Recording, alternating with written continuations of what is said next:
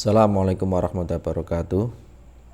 Alhamdulillahirrabbilalamin. Pada kesempatan yang penuh berkah ini kita semua bisa dipertemukan kembali, yaitu pada pertemuan yang pertama maupun yang kedua ya. Kalau yang pertama kemarin membahas berkenaan dengan kontrak belajar. Pada kesempatan kali ini kita akan membahas materi yang pertama, yaitu sholat Jumu'ah ya, materi fikih, karena ini dianggap materinya sangat penting. Jadi memang ibadah sholat Jumat begitu pentingnya, maka tidak salah ketika sholat Jumat itu menjadi persatuan ya, persatuan berkumpulnya umat Islam, karena hukumnya wajib.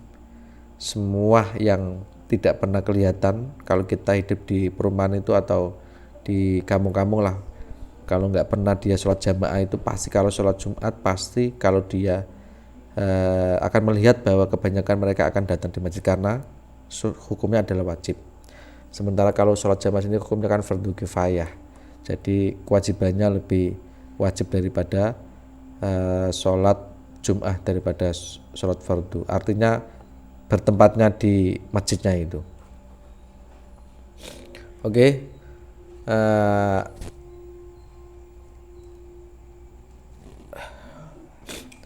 Nah, sekarang kita akan belajar tentang bagaimanakah sholat Jumat itu. Jadi saya akan menggambarkan peta konsepnya dulu. Peta konsepnya adalah seperti ini: sholat Jumat, pengertian sholat Jumat, yang diwajibkan sholat Jumat, keutamaan sholat Jumat, sunnah Jumat, cara sholat Jumat, permasalahan dalam sholat Jumat, memahami nilai sholat Jumat, dan semangat beribadah. Yang saya bahas adalah yang sampai cara sholat Jumat dulu ya, karena nanti permasalahan dalam sholat Jumat kita akan bahas minggu depan. Oke, yang pertama, apa itu pengertian sholat Jumat? Sholat Jumat adalah sholat 2 rakaat yang dilakukan di hari Jumat secara berjamaah setelah khutbah Jumat setelah masuk waktu duhur. Jadi memang karena waktunya masuk waktu duhur, sholat Jumat dilaksanakan. Jadi sholat Jumat itu pengganti dari sholat duhur. Memang perbedaannya kalau sholat Jumat itu ada khutbahnya dan hanya dilakukan 2 rakaat. Dan sementara hukumnya bagaimana sholat Jumat itu? Hukum sholat Jumat bagi laki-laki adalah wajib. Hal ini berdasarkan dalil sholat Jumat diambil dari Al-Quran, As-Sunnah, dan Ijma' atau kesepakatan para ulama. Dalilnya adalah surat Al-Jumu'ah ayat 9 yang bunyinya, Ya ayyuhalladzina amanu idza nudiya lis-sholati min yaumil jum'ah fas'au ila dzikrillahi wa dzarul bai' dzalikum khairul lakum in kuntum ta'lamun.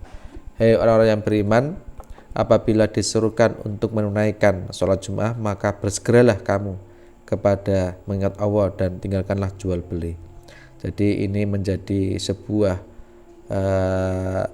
anjuran, sampai-sampai kita pun urusan dunia disuruh meninggalkan, hanya fokus untuk mendekatkan diri kepada Allah melalui sholat Jumat.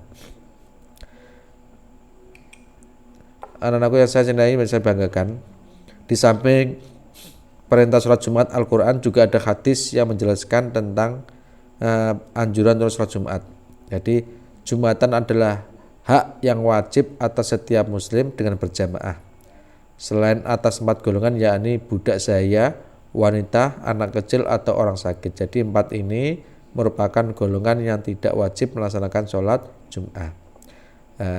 Kesimpulannya, jadi hukum sholat Jumat bagi laki-laki adalah fardu ain, atau hukumnya adalah sangat mengikat oleh setiap manusia, fardu ain, yakni wajib dilakukan bagi setiap laki-laki. Sedangkan bagi wanita tidak diwajibkan, namun tetap harus melaksanakan sholat duhur. Nah sekarang pertanyaannya, kalau dia ikut sholat Jumat bagaimana Pak? Ya enggak apa-apa.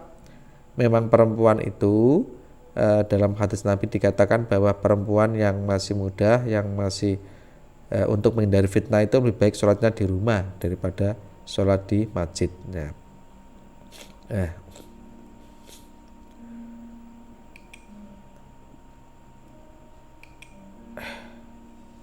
Terus yang diwajibkan siapakah saja itu? Pertama, muslim yang sudah balik dan berakal. Jadi yang wajib sholat Jumat itu jelas dia harus balik dan berakal. Orang gila tidak wajib sholat Jumat, dan masih kecil pun juga tidak wajib sholat Jumat. Nah, meski anak laki-laki yang belum balik mendapatkan kewajiban untuk melaksanakan sholat Jumat, namun hendaknya anak laki yang sudah mumayyiz berumur 7 tahun, maka orang tua walinya diminta untuk memerintahkan anak tersebut menghadiri sholat Jumat sebagai tarbiyah atau sebagai pendidikan, karena pembiasaan-pembiasaan yang baik itu akan membuat anak-anak terbiasa dari kecilnya, sudah terdidik, sudah terlatih dengan rajin melaksanakan sholat Jumat. Perempuan tidak ada kewajiban melakukan sholat Jumat bagi perempuan, maka hukumnya sholat Jumat bagi wanita adalah mubah. Jadi dia itu kalau wanita pengen sholat Jumat, maka hukumnya itu mubah. Jadi kalau dia sholat Jumat tidak perlu sholat duhur lagi. Orang yang merdeka ini zaman dulu ya, untuk kita meninggalkan saja karena sekarang sudah merdeka semua, tidak ada orang budak.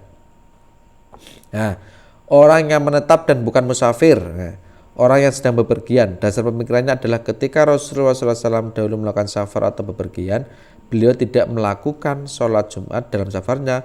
Pun ketika Nabi menaikkan haji wada di Padang Arafah, pada hari Jumat beliau menjamak sholat duhur dan asar dan tidak melakukan sholat Jumat. Jadi kewajibannya adalah yang menetap. Bagi musafir itu harus ada kriteria ya. Nah, kriteria dalam fikih itu harus jarak yang ditempuh kurang lebih 85 km ya, atau 82 km atau lebih, itu harus lebih dari itu. Kalau hanya pergi ke Meranggen atau ke Kedungmundu hanya itu berarti tetap kewajiban sholat Jumat. Tetapi kalau yang bepergian jauh atau musafir itu kan dia punya namanya punya dispensasi berupa atau rukhsah keringanan, yaitu berupa sholat jamak qashar. Orang yang tidak memiliki halangan atau uzur yang dapat mencegahnya menghadiri sholat Jumat, apabila orang tersebut memiliki halangan, maka dia hanya wajib melakukan sholat duhur saja. Di antara orang yang memiliki uzur dan diperbolehkan meninggalkan sholat Jumat adalah seorang yang memiliki tanggung jawab keamanan dan kemaslahatan umat. Di antaranya adalah petugas keamanan, dokter dan sebagainya. Ini pun harus artinya dokter dan keamanan itu memang sifatnya dia itu memang darurat. Artinya kalau tidak ada dia, dokter kalau tidak operasi seketika, maka orang itu akan menghilangkan nyawanya atau keamanan tidak akan terjamin. Nah, maka itu boleh. Tapi kalau hanya sekedar tidak ada urusan yang mendesak, maka ya orang sapam atau dokter tetap kewajiban melaksanakan sholat Jumat. Orang sakit yang mempunyai tidak mampu menghadiri sholat Jumat dan akan menemui kesulitan untuk melaksanakan bukan sekedar perkiraan seperti terkena diare misalnya, maka diperbolehkan tidak melakukan sholat Jumat. Jadi kalau orang diare itu kan ya memang keadaan darurat, kalau dia tidak segera diare itu kan sedikit-sedikit dia mencret, maka itu berbahaya dan itu menimbulkan sebuah ketidaknyamanan atau ketidaktenangan jamaah, maka boleh untuk mengganti sholat duhur. Itu pun harus sakit, memang sakit, benar-benar sakit.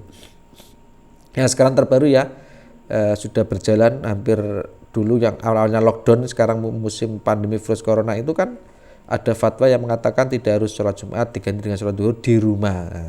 Itu boleh karena darurat ya. Jadi ad-daruratu tubihul mahdurat. Jadi darurat itu ya bisa menghalangi sebuah hal-hal yang sangat dilarang ya. Maka kewajiban sholat Jumat sebagaimana di atas, namun tidak mengerjakan sholat Jumat, misalnya hukum meninggalkan sholat Jumat adalah haram.